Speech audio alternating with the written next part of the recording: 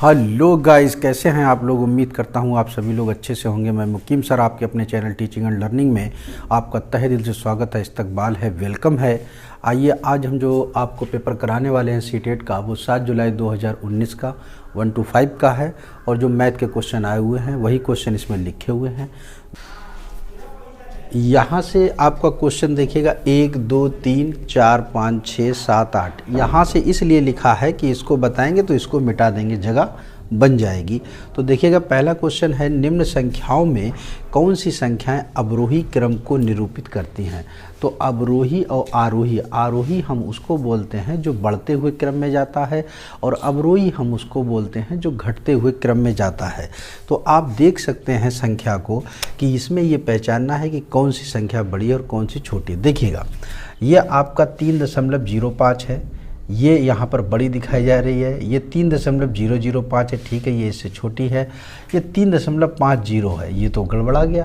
पहले ये होना चाहिए था, इन दोनों से पहले तो ये होना चाहिए। तो खैर आगे आइएगा, ये देखिएगा 30.5 सही। फिर 3.50, ठीक है, इससे छोटा है, इससे छोटा 3.055, ये इससे छोटा हो गया। अगर यहाँ पर 0 लगा दोगे तो ये 500 हो जाएगा। अब देखिएगा 3.055, ये इससे छोटा है, 3.05 खाली लिखा है। आप सोचिएगा यहाँ पर एक अगर 0 लगा देंगे तो 50 हो जाएगा, और ये 55 था। अब आगे पीछे आइएगा, आगे आइएगा, फिर 3.005, यानी कि आगे जब इससे भी छोटा हो गया, क्योंकि यहाँ पर आप अगर 0 लगा देंगे 50 तो यहाँ पर 5 ही है। इसके बाद 0.355, ये सबसे छोटा। तो यही आपका आंसर सही है। कहने का मतलब यह है कि बड़े से हमें छोटे की तरफ चलना पड़ेगा, वही हमारा अवरोही क्रम है। अब दूसरा तीसरा अगर आपको चेक करना है तो देखिए 30.5, 3.50 बिल्कुल सही है। अब 3.05 जो दिया गया और ये दिया गया, तो इसमें और इसमें आपका ये चीज़ बड़ी है, तो यहाँ पर ये गलत हो गया। आगे हम चौथा देखते हैं, 30.5, 3.05 और 3.055, ये भी सही है।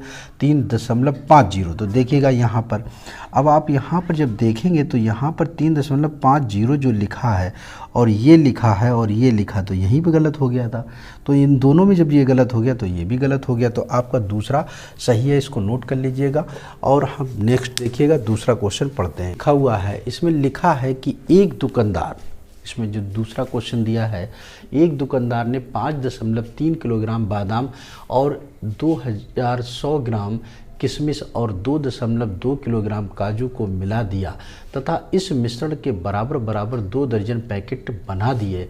प्रत्येक पैकेट का भार क्या होगा। जरा ध्यान से देखिएगा इस क्वेश्चन को कि आपकी 3 चीज़ें हैं और तीनों को मिलाना है और उसके वजन के बारे में आपको ध्यान रखना है। तो दूसरा क्वेश्चन देखिएगा, बहुत आसान है।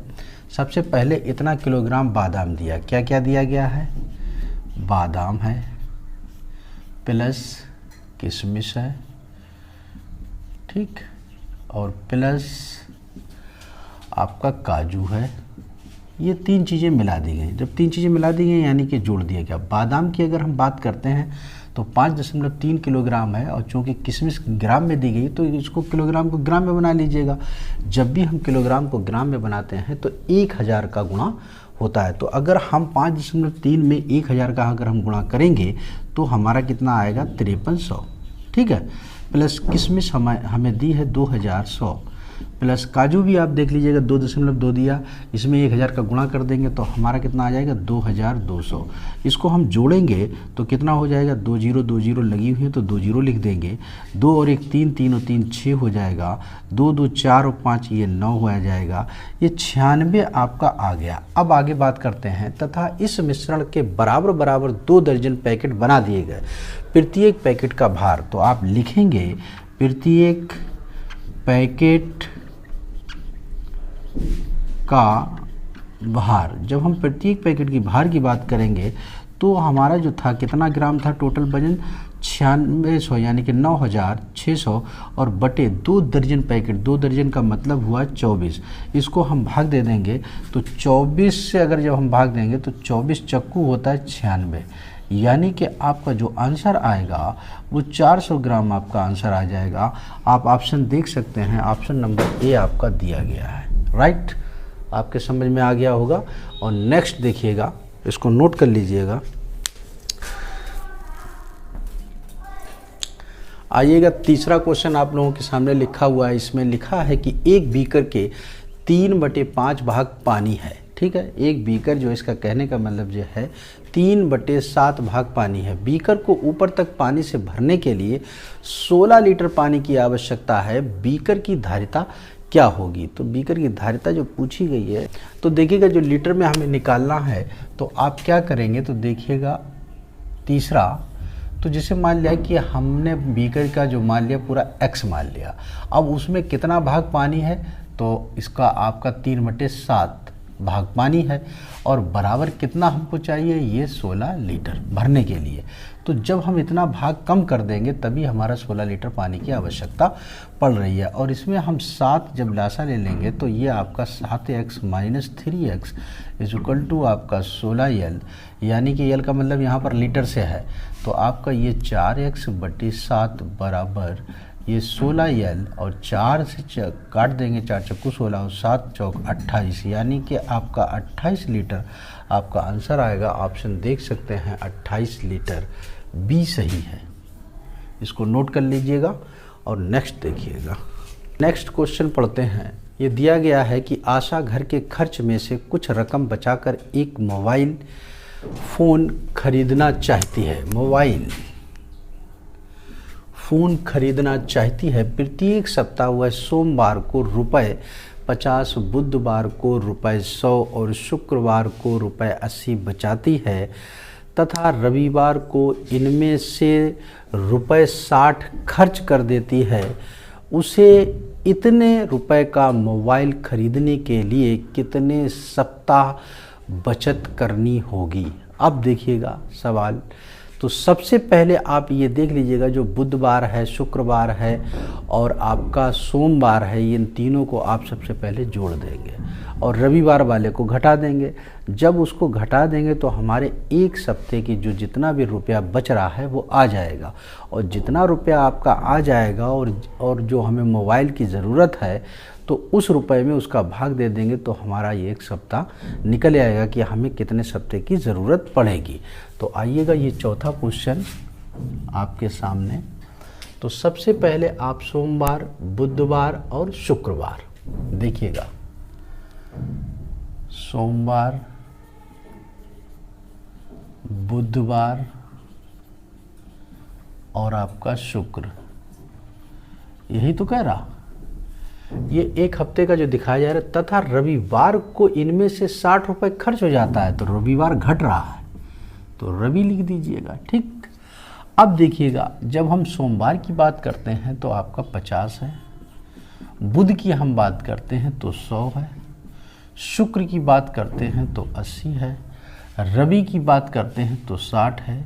180 और 50 अगर हम जोड़ देंगे तो ये आपका 230 - 60 आ जाएगा, यानी कि आपका 170। अब पूछ रहा है कितने सप्ते बचत करनी होगी एक मोबाइल खरीदने के लिए। तो देखिएगा, बचत बराबर कितना है, 5 9 7 5 9 5 0, और इसका भाग दे दीजिएगा 170 का, 1 0 से 1 0 कट जाएगा, 595/17, 17 चक्कू 68 ज़्यादा हो जाएंगे, 17 तियाँ 51 और 17 अपना 85, 35 सप्ताह आपको लगेगा। यह आंसर आएगा आपका 35, डी ऑप्शन सही है। क्लियर, इसको नोट कर लीजिएगा और नेक्स्ट देखिएगा। पांचवा क्वेश्चन आपके सामने लिखा हुआ है, एक वर्ग की भुजा 10 सेंटीमीटर, यदि वर्ग की भुजा दुगनी कर दी जाए तो नया परिमाप कितने गुना हो जाएगा? तो देखिएगा, तो पहले वर्ग का परिमाप आप निकालेंगे। वर्ग का परिमाप, वर्ग का परिमाप होता है 4 गुणे भुजा, तो 4 गुणे इसकी भुजा का दिया है 10, यानी कि आपका 40 सेंटीमीटर। ठीक, अब वो ये कह रहा है आगे, यदि वर्ग की भुजा दुगनी कर दी जाए, तो अब भुजा क्या कह रहा है वर्ग के लिए, नए वर्ग की, नए वर्ग की अब भुजा जो है वो दुगनी कर रहे हैं, तो भुजा दी थी 10, तो 2 गुणे 10 बराबर कितना हो गया 20 सेंटीमीटर। तो ये इसका परिमाप की बात कर रहे हैं। तो परिमाप जब हम करेंगे तो 4 गुणे 20 यानी कि आपका 80। तो आप देख सकते हैं एक 40 है और एक 80 है, तो यानी कि दुगना हो रहा है। ये देख रहे हैं ये 40 है और ये 80 है, तो 2 गुना हुआ, सीधा सीधी सी बात है। तो 2 गुना पर आप ऑप्शन लगा दीजिएगा, बी सही है।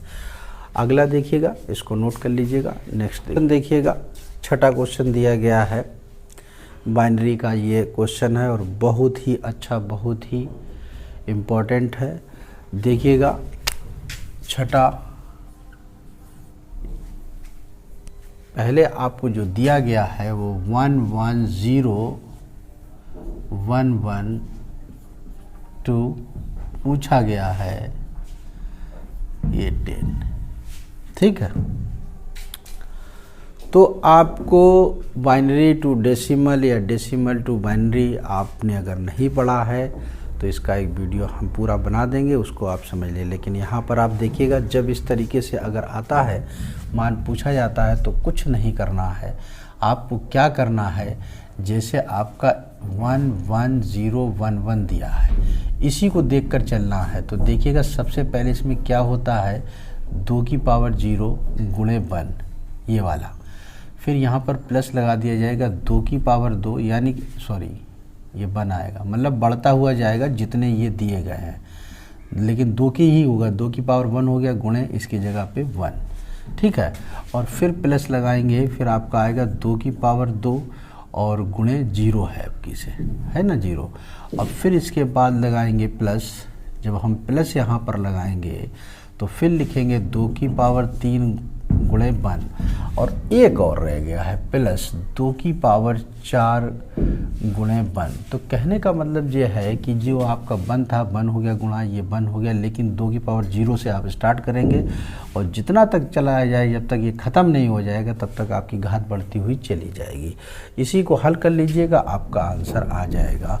तो 2 की पावर 4 यानी कि 16, 2 की पावर 3 यानी कि 8, 2 की पावर इसका 0 होगा 0 हो जाएगा, 2 आ जाएगा और प्लस 1 आ जाएगा। इसको हम जोड़ेंगे तो 16, 8 कितना हुआ 24 और 2 26 और 1 कितना हुआ 27। यही आपका आंसर होगा। ऑप्शन देख सकते हैं, ऑप्शन नंबर ए दिया गया। क्लियर, इसको नोट कर लीजिएगा। नेक्स्ट देखिएगा, आइएगा आपके सामने ये 7वां क्वेश्चन लिखा हुआ है। ये इस क्वेश्चन कह रहा है कि मैं कौन सी संख्या हूँ, मैं 2 अंकों की सम संख्या हूँ, ठीक है। ये तो बात समझ में आ गई, 2 अंकों की सम संख्या। तो यहाँ पर आपके ऑप्शन में सारी संख्याएं जो दी गई हैं वो सम ही दी गई हैं। एक बात ये हो गई, मैं 3, 4, 6 का सार्वगुणज हूँ, यानी कि 3, 4, 6 होना चाहिए उसमें। मेरे कुल 9 गुणनखंड हैं। तो देखिएगा इसके जिसके 9 गुणनखंड होंगे तो वो होगा, और ये भी आना चाहिए 3, 4, 6। तो सम तो सभी हैं, ये तो आंसर मालूम हो गया। अब 3, 4, 6 में ये देखो, ये 3 दिया गया है कि 3 के 56 कट जाएगा, नहीं कटेगा 3 से 56, तो ये वाली संख्या बेकार हो गई। तो अब आई है आपकी 36 और 24 और 48। देखिए ये 3 से भी कट जाएगा, 4 से भी कट जाएगा, 6 से भी, ये भी 3 से कट जाएगा, 4 से कट जाएगा, 6 से भी कट जाएगा, और ये भी 3 से कट जाएगा, 4 से कट जाएगा और 6 से भी कट जाएगा। अब इन तीनों में हमको देखना है। तो देखिएगा 36 का पहले हम देखते हैं, 7वां, ध्यान से 7वां देखिएगा। तो इसके बाद हम 36 लेते हैं, तो 36 का 1 हो जाएगा, 2 हो जाएगा, 3 हो जाएगा, 4 हो जाएगा, 6 हो जाएगा, और आपका 8 नहीं होगा, 9 हो जाएगा, 11, 12 हो जाएगा, 12 के बाद आपका 18 हो जाएगा, 18 के बाद ये 36 हो जाएगा। तो 1, 2, 3, 4, 5, 6, 7, 8, 9। तो गुणनखंड इसके 9 दिख रहे हैं आपको, और 3, 4, 6 आपका ये भी दिख रहा है सार्वगुण और सम संख्या है। तो ये तो आपका आंसर सही हो गया, 36 आपका आंसर तो आ गया। लेकिन आगे वाला आप चेक कर लीजिएगा 24 है या नहीं है। तो 24 को भी जब हम इसी तरीके से बनाएंगे तो 1, 2, 3 और ये 4, ये 6 के बाद 8, 8 के बाद आपका 12 के बाद आपका 24। तो 1, 2, 3, 4, 5, 6, 7, 8। तो ये तो नहीं हुआ, इसमें 8 ही आ रहे हैं। 48 का देख लीजिएगा, 48 का जब हम करेंगे तो 1 2 3 आपका ये 4 आ जाएगा, 6 आ जाएगा, 8 आ जाएगा, 8 के बाद आपका 12 आ जाएगा, 12 के बाद आपका 24 आ जाएगा, 24 के बाद आपका 48 आ जाएगा। तो 1 2 3 4 5 6 7 8 9 एक और होना चाहिए, तो एक यानी कि 16 यहाँ पर, सॉरी ये 16 होगा। तो जब आप गिनेंगे 1 2 3 4 5 6 7 8 9 10, तो ये भी नहीं होगा। तो इसमें 10 आ रहे हैं गुणनखंड और इसमें आ रहे हैं 8 और इसमें ही आ रहे हैं सिर्फ 9, तो आपका ऑप्शन जो होगा वो बी हो जाएगा। ठीक है, अगला क्वेश्चन देखिएगा। 8वां क्वेश्चन आप देख सकते हैं, ये कह रहा है 72 गुणे 28 बराबर 36 गुणे 4 गुणे ये खाली स्थान है, इसको हमने x मान लिया, तो x बराबर 72 गुणे 28 बटे 36 गुणे 4, 36 दूनी 72 और 4 सत्ते 28, 7 दूनी 14। अब आप ऑप्शन देखिए, नीचे ये कह रहा है कि निम्न में कौन सा सही है। तो ऊपर जो दिए गए हैं या ऑप्शन दिए गए हैं, इनमें से ये पहले ये देखना है कौन सी जो संख्या आई है वो क्या है। 7 का गुणज है, ये 7 का गुणज, ये हो गया आपका सही, तो ए पे आप निशान लगा दिया। आगे बी एक अभाज्य संख्या, ये अभाज्य तो नहीं है, ये सम संख्या है। 10 से कम नहीं, ये 10 से बड़ी है, बी गलत है, सी भी गलत है। डी पे आ जाइएगा, एक सम संख्या बिल्कुल सही है, एक सम संख्या है। 56 का गुणनखंड है, 14 चक्कू 56 होता। तो कहने का मतलब ये है ए सही है, डी सही है और ई सही है। अब इसमें ऑप्शन देख लीजिएगा, ए डी ई कहाँ पे है, तो ये वाला आपका आंसर होगा। क्लियर, इसमें ये आपके 5 ऑप्शन दिए गए थे कि इसमें कौन से सही सही हैं, तो वही आपका ए डी ई सही होगा। इसको नोट कर लीजिएगा। ये 9वां सवाल आपके सामने लिखा हुआ है, 9 10 11 12। 50 में एक पूर्ण संख्या जोड़ी जाती है और फिर वही संख्या 50 में से घटा दी जाती है, तो प्राप्त हुई दोनों संख्याओं का जोड़। तो 9वां देखिएगा, 9वां है 50 में एक जोड़ दीजिएगा, x हमने जोड़ दिया और 50 में से ही, वो योग की बात कर रहा है, जोड़ की बात कर रहा है, 50 में से ही x को घटा दिया। तो ये पूछा है, तो ये x से x कट गया, तो आपका कितना आया आंसर 100। तो आपकी जो प्राप्त हुई दोनों संख्याओं का जो जोड़ आएगा वो कितना आएगा 100, आंसर आ गया। आप ऑप्शन देख सकते हैं, ये सी सही है। नेक्स्ट देखिएगा, 10वां क्वेश्चन भी इसी के पास में लिखा हुआ, 18 सही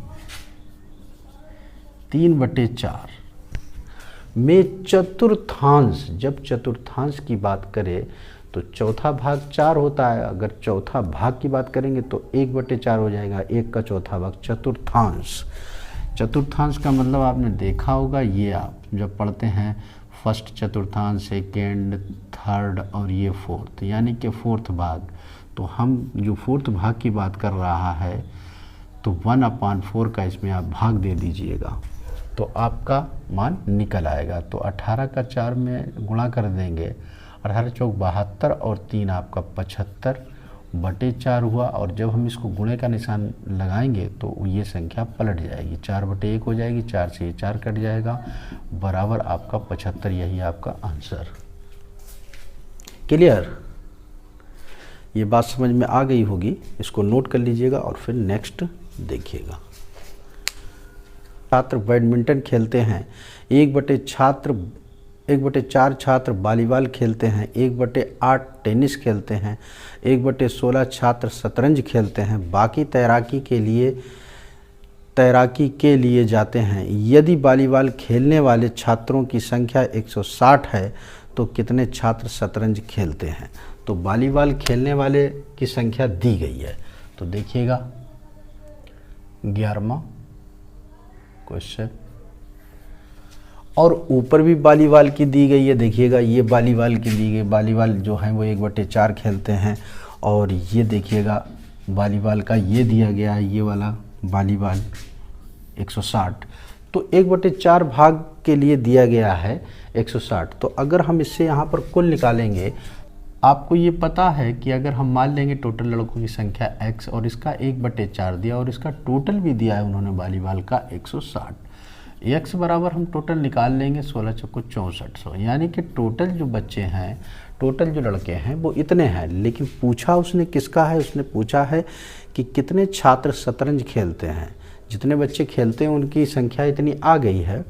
अब छात्र जो है वो शतरंज की बात कर रहा है, तो शतरंज का 1/16 है। तो शतरंज खेलते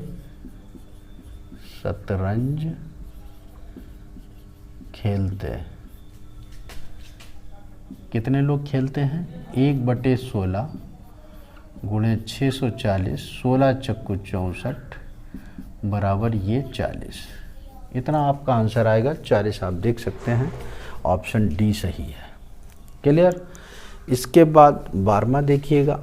जो 12वां है, 12वें में क्या है कि अंकों 2, 3, 4, 6, 7, 8 को निम्नलिखित रिक्त स्थानों में व्यवस्थित किया गया है। ये दिया गया है रिक्त स्थान, योग करने पर अधिकतम संभव संख्या होगी। तो आप ये पहले देख लीजिएगा कि हमको ये जो संख्याएं लेना है वो इस तरीके से लेना है कि ज़्यादा से ज़्यादा हो सकें। तो वो कैसे हो सकती हैं, देखिएगा ज़रा ध्यान दीजिएगा। ये 2, 3, 4, 6, 7, 8।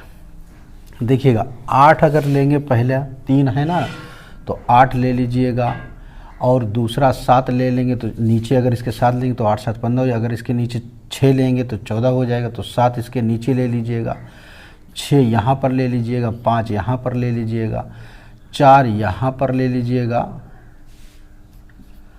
और 3 और 3 6, 8, 7, 6, अच्छा 5 नहीं है तो 4 यहाँ पर लिखिएगा, और यहाँ पर 3 लिख लीजिएगा, और यहाँ पर 2 लिख लीजिएगा। इसको जोड़िएगा, देखिएगा यही सबसे बड़ी संख्या आएगी। 5, 6, 4, 10, 8, 7, 15 और 1 16, 1605। तो देखिएगा इसमें भी 1605 ज़्यादा दी गई है और आराम से आ भी रहा है आंसर, ये लग गया आपका। क्लियर। अगर इसके अलावा अगर आप कोई भी संख्या लेंगे तो इससे छोटी ही आएगी, कैसे भी लेंगे तो इससे छोटी आएगी। क्यों, आप ये अंदाज़ लगा लीजिएगा कि 8 हमने ले लिया तो 800 हो गया। अगर हम इसके नीचे 7 नहीं लेते हैं, 6 ले लेते तो हमारा नहीं आ पाता इतना, इससे ज़्यादा, समझ रहे। तो 8, 6 कितना हो जाएगा, 14 हो जाएगा। आप बात समझ रहे हैं कि ना। तो इस तरीके से आपको ये सोचना है कि ऐसी संख्याएं जो 2 ऐसी ले लीजिएगा आमने सामने की, जो ताकि ज़्यादा से ज़्यादा बड़ी से बड़ी संख्या बन सके। तो आपका आंसर बी सही है, इसको नोट करिएगा। Thank you very much.